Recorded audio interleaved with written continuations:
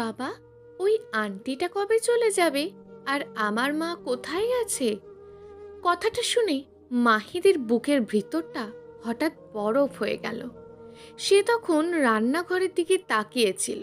সেখানে তার স্ত্রী নেহা দাঁড়িয়ে আছে, একদম স্বাভাবিকভাবেই গুনগুন করে গান গাইছে, চুলে খোপা বাঁধা, হাতে গরম ভাতের ধোঁয়া উঠছে।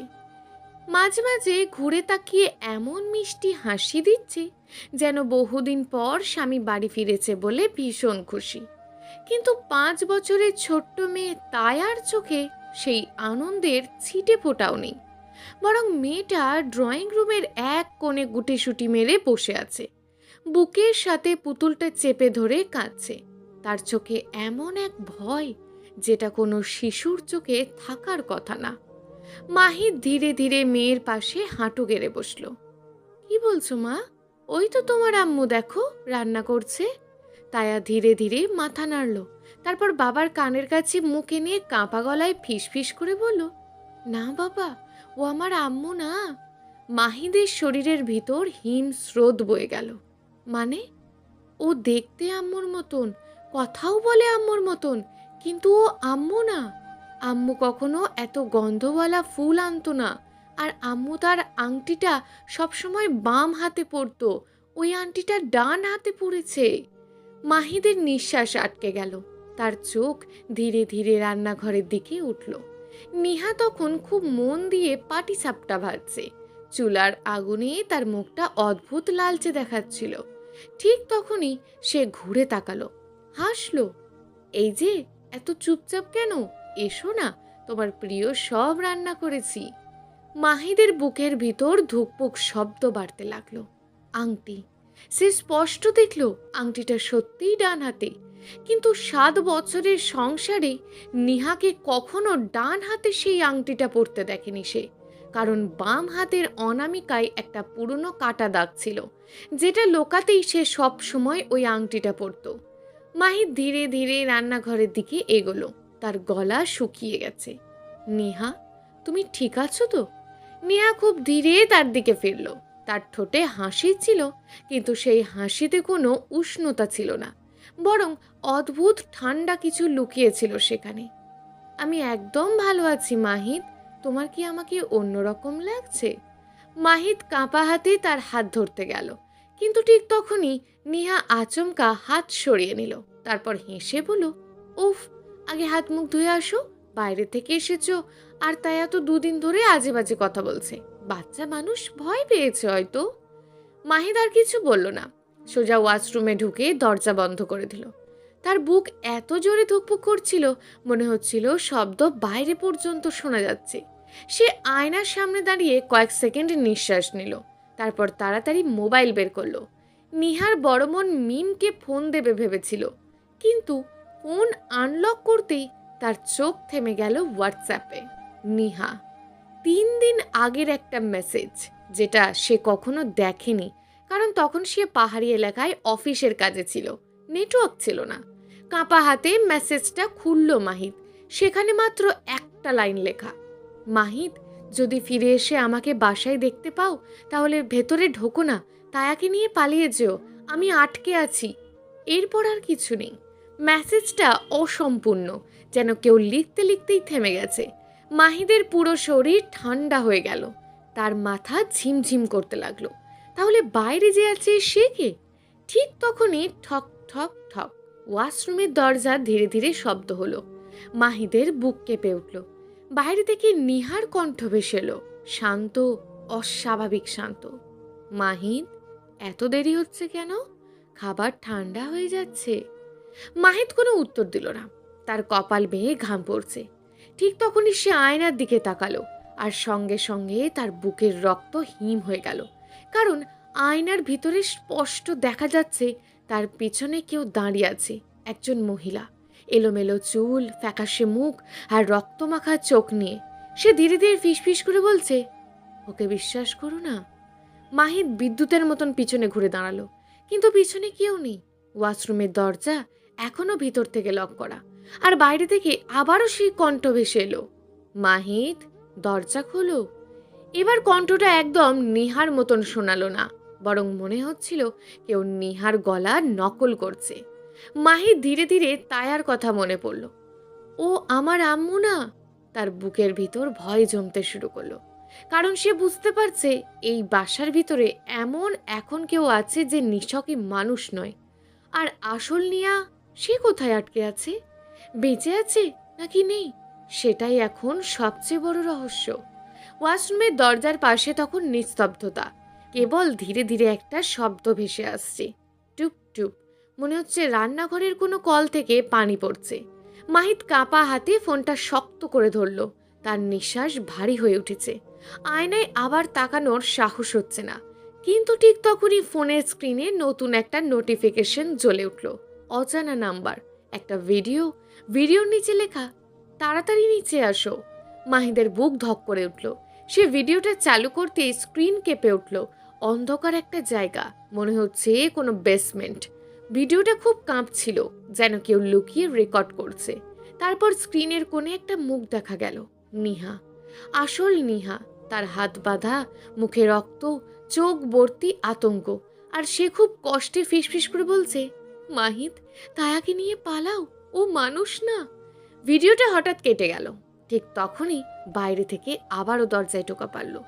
এবার শব্দটা একটু জোরে, ঠক ঠক ঠক। মাহিত, গলাটা এবার ভাঙা, যেন একই সাথে দুটো মানুষ কথা বলছে। দরজা খোলো। মাহিদের বুকের ভিতর সাহস আর আতঙ্ক একসাথে ধাক্কা খেতে লাগলো। সে ধীরে ধীরে দরজার দিকে এগোলো। তারপর হঠাৎ দরজা খুলে ফেললো। বাইরে কেউ নেই, পুরো করিডোর ফাঁকা। কেবল ড্রয়িং রুমের আলো দপদপ করছে, আর রান্নাঘর থেকে পোড়া গন্ধ আসছে। মাহির ধীরে ধীরে সামনে এগোলো। তায়া? কোনো উত্তর নেই। তার বুকের ধুকপুকানি আরও বেড়ে গেল। সে ড্রয়িং রুমে ঢুকতেই দেখলো তায়া সোফার কোণে বসে কাঁদছে, আর রান্নাঘরের মাঝখানে দাঁড়িয়ে আছে নিহা। কিন্তু এবার তার মুখে কোনো হাসি নেই। চোখ দুটো একদম কালো, অস্বাভাবিক কালো। চুলগুলো যেন নিজে নিজেই নড়ছে। সে ধীরে ধীরে মাথা কাত করলো। তুমি ভিডিওটা দেখে ফেলেছো, তাই না? মাহিদের গলা শুকিয়ে গেল। তুমি কে? মেয়েটা ধীরে ধীরে হাসলো। তার ঠোঁটের কোণ অস্বাভাবিকভাবে লম্বা হয়ে উঠল। আমি তো সেই, যাকে তোমরা নিজেরাই ডেকে এনেছিলে। মাহিদের মাথার ভিতর বাজ পড়ার মতন শব্দ হলো। হঠাৎ তার মনে পড়ে গেল 3 মাস আগে পাহাড়ে ঘুরতে গিয়ে নিহা একটা পুরনো মন্দির থেকে একটা আয়না এনেছিল। পুরনো কালচে আয়না। সেদিন দোকানদার বৃদ্ধ বারবার বলেছিল, এটা বাসায় নেবেন না মা, কিছু জিনিস মানুষ নিজের কাছে রাখার জন্য নয়। কিন্তু নেহা হেসে উড়িয়ে দিয়েছিল। তারপর থেকেই সব বদলাতে শুরু করে দেয়। রাতে আয়নায় ছায়া দেখা, তায়ার ভয় পাওয়া, নিহার আচরণ বদলে যাওয়া। আর একদিন নিহা হঠাৎ করে উধাও হয়ে যায় পুরো এক রাতের জন্য। পরদিন ফিরে এসে কিছুই মনে নেই বলে জানিয়েছিল। মাহিদের বুকের ভিতর ঠান্ডা ভয় জমে উঠল। তুমি নিহার সাথে কি করেছো? ওটা ধীরে ধীরে সামনে এগিয়ে এলো। ও খুব দুর্বল ছিল, ভয় পেয়েছিল, তাই ওকে সরিয়ে দেওয়াটা সহজ ছিল। তাইয়া কাঁদতে কাঁদতে চিৎকার করলো, বাবা, ওর চোখের দিকে তাকিও না। ঠিক তখনই পুরো বাসার লাইট নিভে গেল। অন্ধকার। পুরো ফ্ল্যাট ডুবে গেল ঘন কালো ছায়ায়। তারপর খিলখিল করে হাসি চারিদিক থেকে। মনে হচ্ছিল দেওয়ালের ভেতর থেকেও কেউ হাসছে। মাহির তাড়াতাড়ি তায়াকে বুকে টেনে নিল। তারপর মোবাইলে ফ্ল্যাশ লাইট জ্বালালো। আলো জ্বলতেই সে জমে গেল, কারণ রান্নাঘরের দেওয়াল জুড়ে অসংখ্য হাতের ছাপ, রক্তমাখা, আর মাঝখানে দাঁড়িয়ে আছে সেই জিনিসটা। এবার আর নিহার মতন লাগছে না। মুখটা বিকৃত, চোখ দুটো গর্তের মতন গভীর, চোয়াল অস্বাভাবিক বড়, তবুও সে হাসছে। তোমরা মানুষেরা খুব মজার, প্রিয় মানুষের মুখ দেখলেই বিশ্বাস করে ফেলো। হঠাৎ তায়া কাঁপা গলায় বলল, বাবা, আয়নাটা। মাহির থমকে গেল। ড্রয়িং রুমের কোণে রাখা সেই পুরনো আয়না। অন্ধকারেও ওটার ভিতর যেন ধোঁয়ার মতন কিছু নড়ছে। আর ঠিক তখনই আয়নাটার ভিতরে আসল নিহাকে দেখা গেল। সে কাঁদছে, ভিতর থেকে হাত ঠুকছে। মাহিদ, আয়নাটা ভাঙো। মাহিদ 1 সেকেন্ডও দেরি করলো না। সে তায়াকে পিছনে সরিয়ে টেবিলের ওপরে ফুলদানি তুলে আয়নার দিকে ছুঁড়ে মারল। কিন্তু ফুলদানিটা আয়নায় লাগার আগেই মাঝ আকাশে থেমে গেল। তারপর ধীরে ধীরে মাটিতে পড়ে গেল। ওটা হেসে উঠল। এত সহজ! তারপর মুহূর্তেই পুরো ঘর কেঁপে উঠল। দেওয়ালের ফ্রেমগুলো পড়ে যেতে লাগলো। চারিদিকে কান্নার শব্দ, চিৎকার, ফিসফিসানি। মাহিদ অনুভব করলো কেউ তার গলা চেপে ধরেছে। সে হাঁপাতে লাগলো। ওটা ধীরে ধীরে কাছে এসে ফিসফিস করে বলল, নেহাকে বাঁচাতে চাইলে তোমাকেই এখানে থাকতে হবে। মাহিদের চোখ তায়ার দিকে গেল। মেয়েটা কাঁদছে, ভয়ে কাঁপছে। ঠিক তখনই তার মনে পড়লো নেহা একদিন বলেছিল, যদি কোনোদিন আমি হারিয়ে যাই তায়াকে আগলে রেখো, ও খুব ভয় পায়।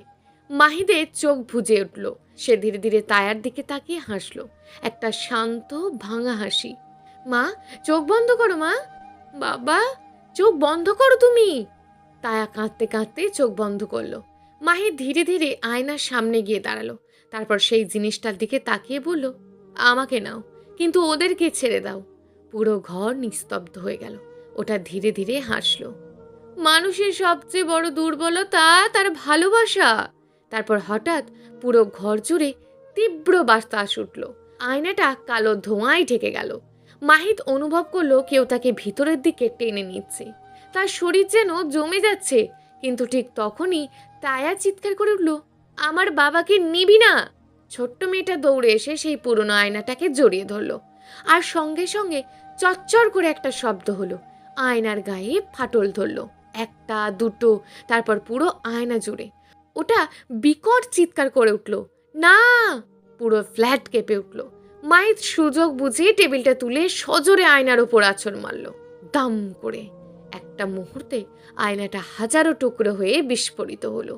চারিদিকে কাঁচ ছড়িয়ে পড়ল। তারপর সব নিস্তব্ধ, একদম নিস্তব্ধ। মাহিদ হাঁপাতে হাঁপাতে চারিদিকে তাকালো। লাইট ধীরে ধীরে জ্বলে উঠল।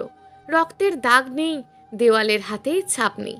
কেবল মেঝেতে পড়ে আছে ভাঙা কাঁচ, আর আয়নাটার পাশে অচেতন অবস্থায় পড়ে আছে নিহা, আসল নিহা। মাহিদ দৌড়ে গিয়ে তাকে জড়িয়ে ধরল। নিহা! নিহা ধীরে ধীরে চোখ খুলল। তার চোখ বেয়ে পানি গড়িয়ে পড়ছে। আমি ভেবেছিলাম তোমরা আমাকে আর খুঁজে পাবে না। তায়া কাঁদতে কাঁদতে মায়ের গলায় ঝাঁপিয়ে পড়ল। আম্মু! নিহা মেয়েকে শক্ত করে জড়িয়ে ধরল। তারপর মাথা তুলে মাহিদের দিকে তাকালো। তাদের চোখে তখন একই সাথে ভয়, ভালোবাসা আর বেঁচে ফেরার ক্লান্তি। বাইরে তখনও ভোরের আলো ফুটতে শুরু করেছে। জানালার ফাঁক দিয়ে সূর্যের প্রথম আলো ধীরে ধীরে ঘরের ভেতর ঢুকছে। অনেকক্ষণ কেউ কিছু বলল না। কেবল তিনজন মানুষ একে অপরকে জড়িয়ে ধরে বসে রইল, যেন একটু ছাড়লেই আবার কেউ কাউকে কেড়ে নেবে। 2 মাস পর নতুন বাসা। ছোট্ট বারান্দায় দাঁড়িয়ে নিহা গাছে পানি দিচ্ছে। তায়া হাসতে হাসতে রং পেন্সিল দিয়ে ছবি আঁকছে। মাহিদ দূর থেকে তাদের দেখছিল। তারপর ধীরে ধীরে এগিয়ে এসে নিহার পাশে দাঁড়ালো। নিহা মুচকি হেসে তার দিকে তাকালো। কি দেখছো? মাহিদ আস্তে করে তার বাম হাতটা ধরল। সেই পুরনো কাটা দাগ আর অনামিকায় সেই পরিচিত আংটি। মাহিদ খুব ধীরে বলল, এবার ঠিক চিনতে পেরেছি। নিহার চোখ ভিজে উঠল। সে মাথাটা মাহিদের কাঁধে রেখে দিল। দূরে তখন বিকেলে রোদ নরম হয়ে এসেছে। সবকিছু শান্ত।